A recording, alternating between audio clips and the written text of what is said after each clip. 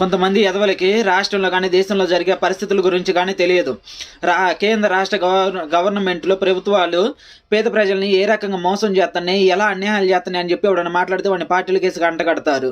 అదేమంటే పాత గవర్నమెంట్లు దోచుకు తిన్నప్పుడు ఏం చేసినా అప్పుడు ఎందుకు మాట్లాడలేదు అంటారు. ఎప్పుడు అవసరం ఉంటే అప్పుడే కదా మాట్లాడతారు. అందరూ అన్ని టైంలో ఉండరు కదా.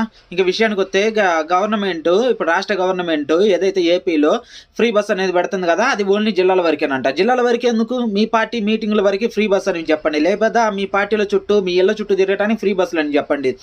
ఎందుకు ఈ రకంగా మోసం చేస్తారు? ఎలక్షన్ ముందు ఇలా చెప్పలేదు కదా జిల్లాల వరకు అని. రాష్ట్రం మొత్తం తిరిగితే ఏమైంది? ఆడవాళ్ళ మంచి కోరే వాళ్ళే కదా మీరు. రాష్ట్రం మొత్తం తిరిగేది ఆడవాళ్లే కదా.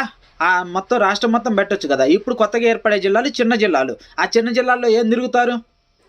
మరి ఈ రకంగా మోసం చేస్తారు. మోసం చేసిన వాటి గురించి మాట్లాడితేనేమో నువ్వు పలానా పార్టీ, లేకపోతే వాళ్ళు దోచుకున్నప్పుడు ఏం చేసినావు, ఇలాంటి మాటలు మాట్లాడతారు. ఇలాంటి అన్యాయంగా మోసం చేసినప్పుడు ఎవడు